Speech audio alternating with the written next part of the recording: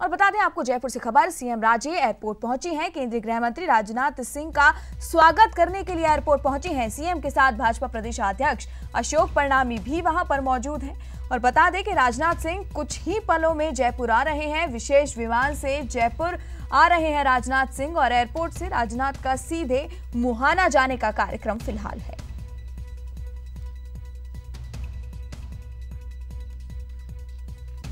तो बता दें कि मुख्यमंत्री वसुंधरा राजे एयरपोर्ट पहुंच गई हैं। केंद्रीय गृह मंत्री राजनाथ सिंह का स्वागत करने पहुंची हैं एयरपोर्ट। सीएम के साथ भाजपा प्रदेश अध्यक्ष अशोक परनामी भी वहां पर मौजूद हैं और राजनाथ सिंह कुछ ही देर में जयपुर पहुंच रहे हैं। विशेष विमान से पहुंच रहे हैं। एयरपोर्ट से राजनाथ का सीधे मुहाना जाने का कार्यक्रम है। राजस्थान माध्यमिक शिक्षा बोर्ड ने अपना अंतिम और सबसे बड़ा परीक्षा परिणाम जारी किया। शिक्षा राज्य मंत्री वासुदेव देवनानी ने सेकेंडरी और प्रवेशिका के नतीजे घोषित किए और बोर्ड की 10वीं परीक्षा का कुल परिणाम 78.96% रहा, जो कि पिछले साल की तुलना में 3% से ज्यादा सुधरा है। वहीं 10वीं के नतीजों में लड़कों ने लड़कियों से बेहतर प्रदर्शन किया है, जहां छात्राओं का उत्तीर्ण प्रतिशत 78.89 रहा तो छात्रों का रिजल्ट 79.01% रहा। सरकारी स्कूलों के परिणाम में लगातार सुधार हो रहा है। हालांकि अभी भी निजी स्कूलों का पासिंग परसेंटेज सरकारी स्कूलों से बेहतर है। परिणाम जारी करने के बाद सामने आए आंकड़ों पर बोलते हुए मंत्री देवनानी ने कहा कि सरकारी स्कूलों के परिणामों में लगातार सुधार प्रदेश की शैक्षिक व्यवस्था में सुधार को दर्शा रहा है, जो आने वाले समय में सरकारी स्कूलों की गुणवत्ता के लिए एक अच्छा संकेत है।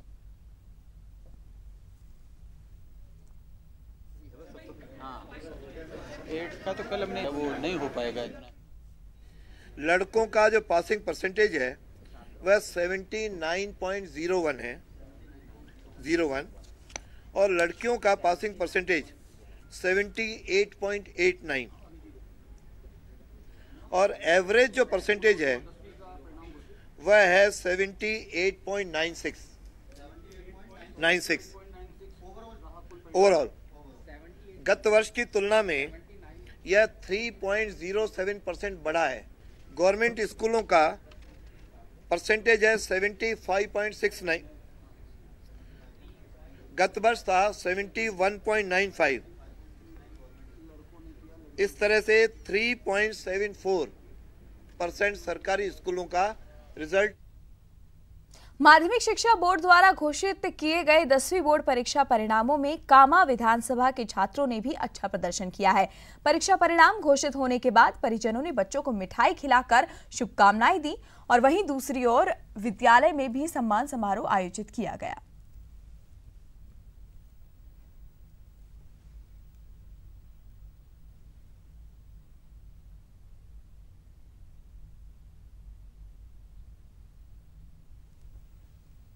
और अब बढ़ते हैं आगे। अलवर में पुलिस और मानव तस्करी यूनिट ने संयुक्त कार्रवाई करते हुए लड़कियों का अपहरण कर पैसे लेकर शादी करवाने वाले गिरोह का पर्दाफाश किया है। पुलिस ने यहां से एक नाबालिग को मुक्त करवाकर एक महिला समेत 4 लोगों को गिरफ्तार किया है। ये गैंग पश्चिम बंगाल से एक नाबालिग को लाकर यहां बेचने की तैयारी में थी। नाबालिग को करीब 1 महीने पहले पश्चिम बंगाल के परगना से अपहरण कर अलवर लाया गया था, जहां उसे कैद करके रखा गया। फिलहाल पुलिस ने सभी पकड़े गए आरोपियों से पूछताछ करनी शुरू कर दी है।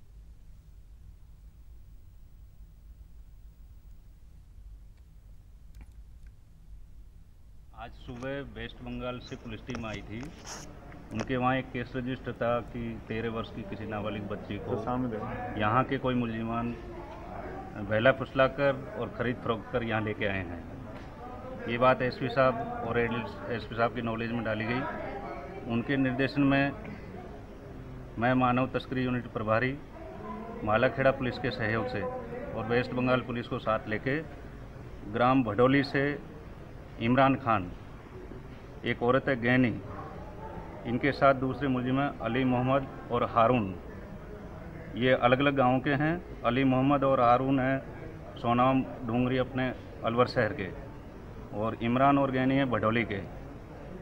इन तीनों टीमों के संयुक्त प्रयास से आज इस लड़की को झालावाड़ के खानपुर से आपको खबर बता दें, 10वीं की छात्रा ने कम नंबर आने पर अपनी जान दे दी। विषाक्त पदार्थ का सेवन कर आत्महत्या की और अस्पताल में उपचार के दौरान इस छात्रा ने दम तोड़ दिया। मृतका गुड्डी बाई देवनगर निवासी थी और बकानी पुलिस मामले की जांच में जुट गई है।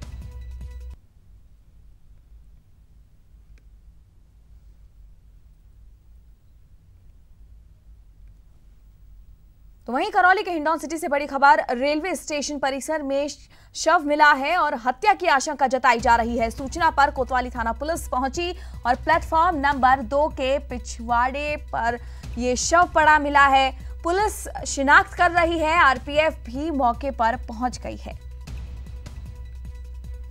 तो करौली के हिंडौन सिटी से बड़ी खबर आपको बता दें, रेलवे स्टेशन परिसर में शव मिला है, हत्या की आशंका जताई जा रही है।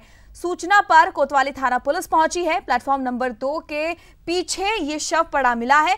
पुलिस शिनाख्त कर रही है, आरपीएफ भी मौके पर पहुंच गई है।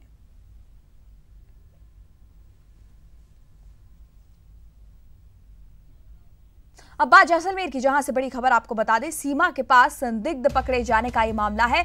मोहनगढ़ पुलिस ने संदिग्ध से पूछताछ की और पूछताछ के बाद जेआईसी को सौंप दिया है। सभी जांच एजेंसियां अब इससे पूछताछ करेंगी। और अधिक जानकारी के लिए हमारे संवाददाता सिकंदर हमारे साथ फोन लाइन पर जुड़ गए हैं। सिकंदर, आपसे जानना चाहेंगे कि पूछताछ इस संदिग्ध से की गई है, क्या कुछ इस पूछताछ में सामने आया है? अजी, परसों रात को पकड़ा गया था और बॉर्डर के पास से पकड़ा गया था, तो सुरक्षा एजेंसी पर बहुत बड़े सवाल खड़े होते हैं। जब ये सब ने इसको पकड़ के इससे पूछताछ की तो इसने अपना नाम कुशाल बताया था। ये अपने आप को छत्तीसगढ़ का निवासी बता रहा है।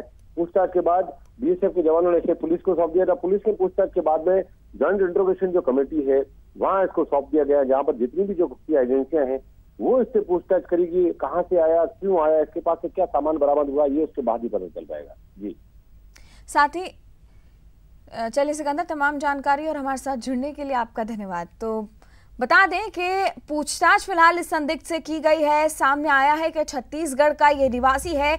ऐसे में मोहनगढ़ पुलिस ने इससे पूछताछ की और अब जेआईसी को इसे सौंप दिया गया है।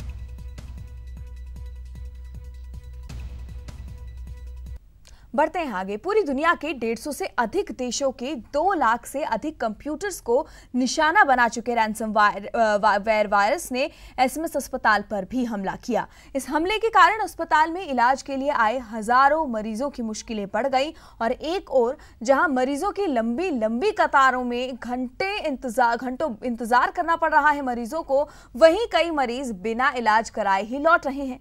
देखिए रिपोर्ट। पिंक सिटी में फिरौती वाला वायरस।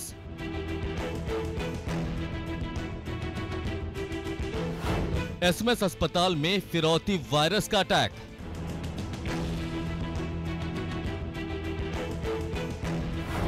रैंसमवेयर वायरस ने ओपीडी पर किया हमला।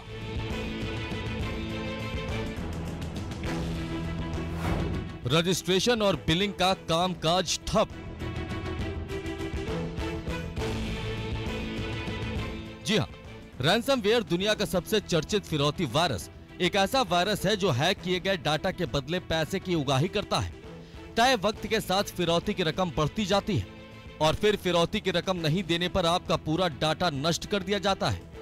150 देशों के 2 लाख कंप्यूटरों पर हमला करने वाले रैंसमवेयर ने अब राजधानी जयपुर में दस्तक दी है। प्रदेश के सबसे बड़े एसएमएस अस्पताल में फिरौती वायरस रैंसमवेयर का हमला हुआ है। रैंसमवेयर के अटैक से ओपीडी में सारे कंप्यूटर बंद हो गए, लिहाजा ओपीडी में रजिस्ट्रेशन से लेकर बिलिंग का कामकाज पूरी तरह से ठप हो गया है। ओपीडी कंप्यूटर्स जो हैं इन्होंने एकदम से काम करना बंद हुआ है और ये कोई वायरस के अटैक से हुआ है और हमारी आईटी सेल पूरा लगा हुआ है। उन्होंने कोई रैंसम क्रिप्ट 4 करके कोई वायरस डिटेक्ट किया है। अस्पताल प्रशासन ने माना है कि रैंसमवेयर का अटैक हुआ है, लेकिन नुकसान ज्यादा नहीं है।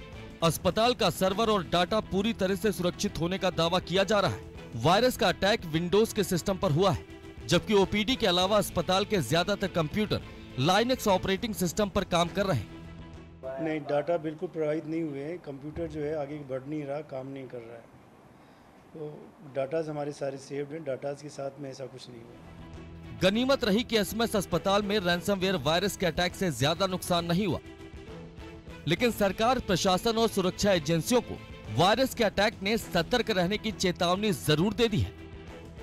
सौरभ गृहस्थी, ईटीवी न्यूज, जयपुर। राज्य के नगरीय निकायों की जनता को राहत देने के उद्देश्य से चलाए जा रहे मुख्यमंत्री शहरी जन कल्याण शिविरों को सरकार के ही नुमाइंदे सफल होने से रोकते हुए नजर आ रहे हैं और यही कारण है कि नगरीय निकायों में मुख्यमंत्री की मंशा के अनुरूप काम न होने से मुख्यमंत्री भी शिविरों के मौजूदा कामकाज से खुश नहीं है और अब सरकार अभियान के दौरान निकायों में काम नहीं करने वाले अधिकारियों के खिलाफ कार्रवाई करने का मानस भी बना रही है।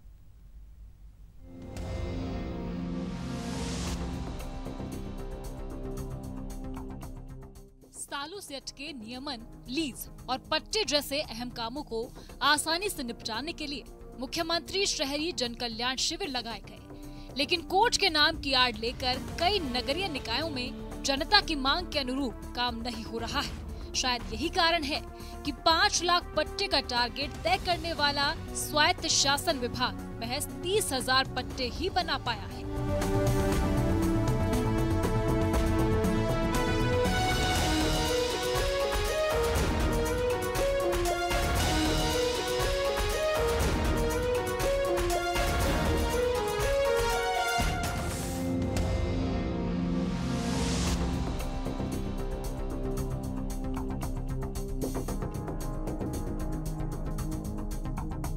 अब सरकार निकायों में काम करने वाले अधिकारियों को आवेदनों की संख्या बढ़ाने और जारी होने वाले पट्टों की संख्या नहीं बढ़ाने पर कार्रवाई का मानस बना रही है। निकायों के अधिकारियों के खिलाफ तबादला, चार्जशीट जैसी कार्रवाई की जाएगी, जिसको लेकर विभाग तैयारी में जुट गया है। Lovely Wadhwa, ETV news, Jaipur. और अब बात जयपुर में मेडिकल क्षेत्र में जगी नई उम्मीद की उन मरीजों के लिए जो किसी हादसे में अपने अंग गंवा चुके हैं।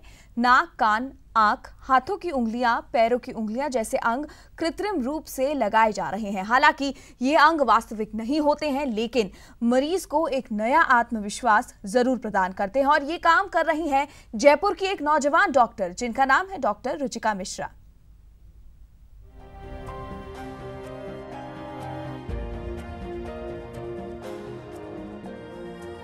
डॉक्टर रुचिका मिश्रा फॉरेन से मेडिकल की पढ़ाई करके लौटी हैं, पेशे से डेंटिस्ट हैं और अपना खुद का एक प्राइवेट क्लिनिक भी चलाती हैं।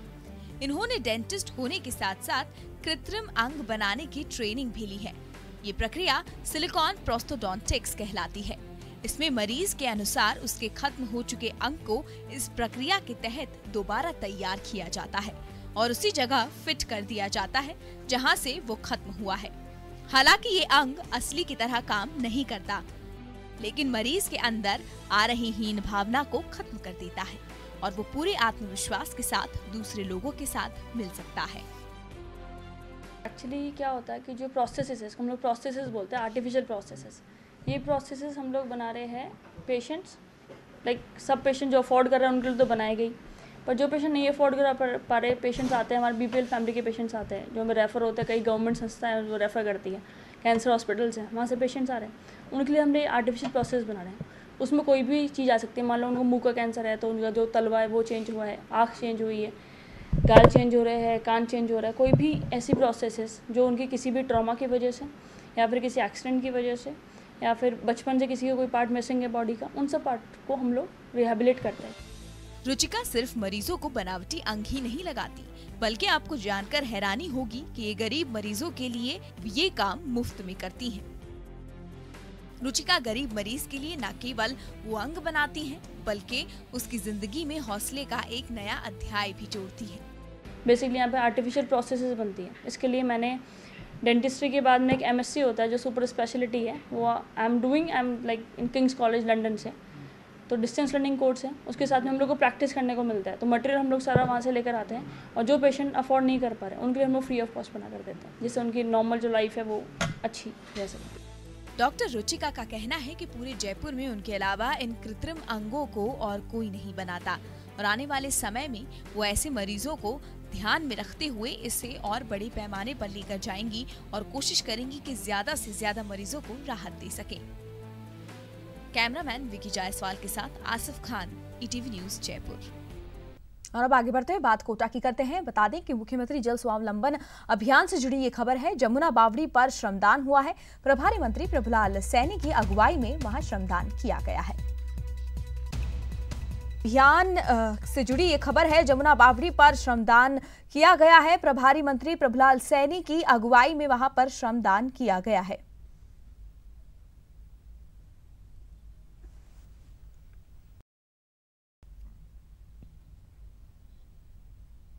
सादुलपुर के ढीढाल गांव में एक मंदिर में हरियाणा की मशहूर डांसर सपना चौधरी पहुंची, जहां सपना का प्रोग्राम देखने के लिए हजारों की तादाद में भीड़ उमड़ी। वहीं प्रोग्राम के दौरान भीड़ बेकाबू होने पर मौके पर मौजूद वॉलंटियर्स ने भीड़ पर लाठियां बरसा दी, जिसके बाद गुस्साए लोगों ने वहां जमकर हंगामा कर दिया, जिसके चलते मौके पर भगदड़ मच गई।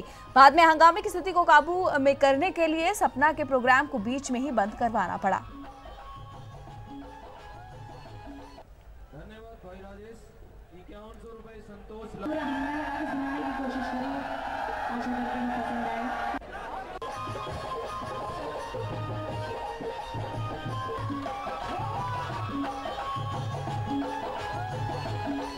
धन्यवाद भाई राजेश। 5100 रुपए संतोष। उदयपुर के एक गांव की युवा सरपंच ने महिलाओं को सशक्त करने की पहल की है। ये महिलाओं को आत्मरक्षा के गुर सिखा रही हैं और मार्शल आर्ट्स और जूडो कराटे सीखकर महिलाएं अब हर स्थिति से निपटने के लिए तैयार हो रही हैं। देखिए रिपोर्ट। मन चलो की अब खैर नहीं, महिलाएं सिखाएंगी सबक। खुद उठाया आत्मरक्षा का जिम्मा, महिलाओं को सशक्त बनाने की पहल। महिलाओं का मार्शल आर्ट। जी हां, महिलाओं ने अब खुद मनचलों और बदमाशों को सबक सिखाने का जिम्मा उठा लिया है। बदलते समय में अपराध के मायने भी बदल गए हैं। ऐसे में महिलाओं के साथ वारदातें होना आम बात हो गई है। शोभागपुरा गांव की सरपंच कविता जोशी महिलाओं को मार्शल आर्ट और जूडो कराटे की ट्रेनिंग दिलवा रही हैं, ताकि वे खुद आत्मरक्षा का जिम्मा उठा सकें। कविता की ये पहल एक मिसाल बन गई है। दर्जनों महिलाएं ट्रेनिंग लेती हैं।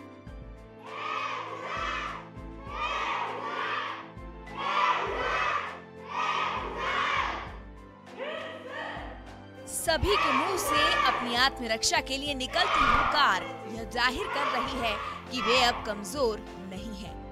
हाथों से बरसते मुक्के और लातों की ताव पेच तो कभी कभी गर्दन पकड़कर पटखनी देती यह महिलाएं साबित करती हैं कि वो किसी को भी सबक सिखा सकती हैं। इन्हें मार्शल आर्ट सिखाने के लिए बकायदा ट्रेनर रखी गई है। इसके लिए हम यहाँ पे महिलाओं को सेल्फ डिफेंस सिखाते हैं, उनको कि वो सेल्फ डिफेंस करें, अपने आप को किसी की मदद ना लें। और ऐसी अचानक, क्योंकि कहीं पे भी जाना पड़ता है, उसके अकेले ही कहीं ना कहीं जाना ही पड़ता है, तो उस केस में यदि कोई भी आके उनको छेड़छाड़ करे या फिर उनकी चेन लूटे या फिर उनके साथ लूटपाट करे, उस केस में वो अपने आप को प्रोटेक्ट कर सके। हमारा मतलब यही है कि मकसद कि ना लड़कियाँ खुद खुद की हेल्प खुद करे, खुद छूटे, कि ज़रूरत नहीं पड़े किसी की, वो खुद आगे बढ़े और इनका खुद का कॉन्फिडेंस आगे बढ़े। गांव की महिलाएं पूरे उत्साह और जोश के साथ यहां आकर जूडो कराटे सीख रही हैं, ताकि मौका आने पर अपनी रक्षा स्वयं कर सके। कुछ के परिवार वालों ने पहले इसका विरोध किया, लेकिन मार्शल आर्ट सीखने के बाद बढ़े आत्मविश्वास के बाद अब माँ, बेटी और बहू सब साथ में ट्रेनिंग लेते हैं। मार्शल आर्ट सीख रहे हैं हम यहाँ से। लड़कियों को औरतों को सेल्फ डिपेंड बनाना सिखा रहे हैं। हम यहाँ से 2 महीने से रेगुलर क्लास ज्वाइन कर रहे हैं। शोभागपुरा से आते हैं, मेरी जिठानी के साथ, और हमारे 2-3 बच्चे, उन सबको साथ में लेके आते हैं। अच्छा सिखा रहे हैं यहाँ पर कराटे करने को, और यहाँ पे हमने बहुत कुछ सीखा है। 2 महीने से हम सीख रहे हैं। बहुत सी लड़कियों में मतलब इतना सेल्फ डिफेंस आ चुका है कि वो इंटरनली बहुत हो चुकी है, स्ट्रांग हो चुकी है। और समान अधिकारों की बात करने वाले देश में आज भी महिलाओं के साथ लूट, रेप और छेड़खानी जैसी वारदातें समाज को शर्मसार करती हैं। ऐसे में युवा सरपंच की पहल महिलाओं को सशक्त बना रही है, ताकि समय आने पर ये ईंट का जवाब पत्थर से दे सकें। श्रीगंगानगर के पदमपुर में देर शाम भाजपा नेता और ट्रक यूनियन के प्रधान परविंद्र सिंह पर तलवारों और हाकियों से लैस दर्जनों हमलावरों ने जानलेवा हमला बोल दिया, जिसके बाद मौके पर पहुंची पुलिस ने घायल को चिकित्सालय में भर्ती करवाया।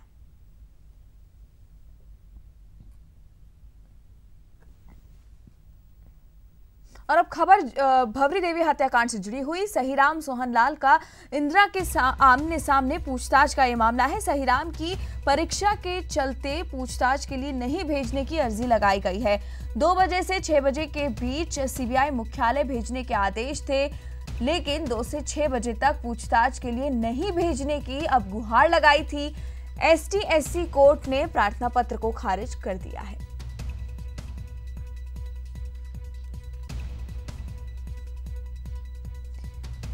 भवरी देवी हत्याकांड से जुड़ी खबर आपको बता दें। सहीराम सोहनलाल का इंदिरा के आमने सामने पूछताछ का यह मामला है। सहीराम की परीक्षा के चलते पूछताछ के लिए नहीं भेजने की अर्जी लगाई गई थी, लेकिन 2 बजे से 6 बजे तक के बीच सीबीआई मुख्यालय भेजने के आदेश दिए गए थे और पूछताछ के लिए नहीं भेजने की गुहार लगाई गई, लेकिन प्रार्थना पत्र को ST/SC कोर्ट ने खारिज कर दिया है।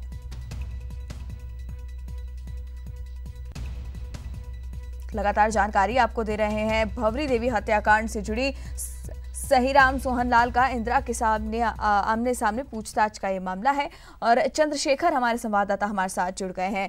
चंद्रशेखर, आपसे जानना चाहेंगे कि अर्जी लगाई जाती है एग्जाम होने का की और फिर खारिज कर दी जाती है, अब क्या कुछ आगे कयास लगाए जा सकते हैं इस मामले में?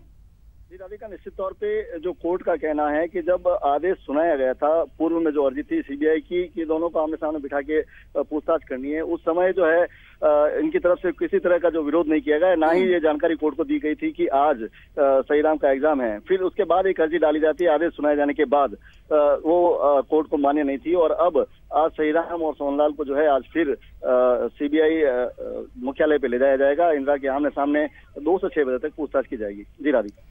चलिए चंद्रशेखर, तमाम जानकारी और हमारे साथ जुड़ने के लिए आपका धन्यवाद। तो आमने सामने अब पूछताछ की जाएगी, अर्जी लगाई गई थी उसे खारिज कर दिया गया है। देखना होगा इस पूछताछ में क्या कुछ सामने आता है। फिर बढ़ते हैं आगे, बात जयपुर की करते हैं। शराबबंदी आंदोलन मामले में पूनम छाबड़ा को पुलिस ने हिरासत में लिया है। शहीद स्मारक पर आज से अनशन का ऐलान किया था, लेकिन पुलिस ने अनशन की अनुमति नहीं दी थी। और अधिक जानकारी के लिए संवाददाता दीपक व्यास हमारे साथ जुड़ गए हैं। दीपक, आपसे जानना चाहेंगे कि पूनम छाबड़ा को हिरासत में ले लिया गया, अनुमति क्यों नहीं मिली उन्हें अनशन की?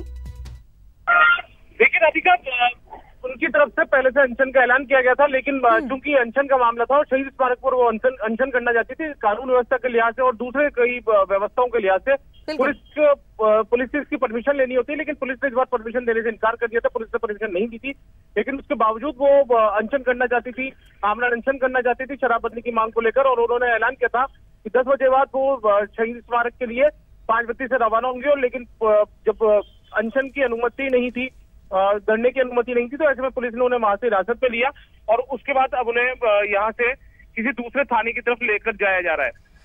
चलिए, तमाम जानकारी और हमारे साथ जुड़ने के लिए आपका धन्यवाद। तो शराबबंदी आंदोलन मामले में पूनम छाबड़ा को गिरफ्तार फिलहाल कर लिया गया है। और बढ़ते हैं आगे, प्रतापगढ़ के धरियावाद से खबर आपको बता दें। वजपुरा की बस्ती में मगरमच्छ घुस आया। ग्रामीणों ने वन विभाग को इसकी सूचना दी और रेंजर दारा सिंह राणावत में रेस्क्यू टीम भी मौके पर पहुंची और रेस्क्यू टीम फिलहाल मगरमच्छ को पकड़ने के प्रयास कर रही है।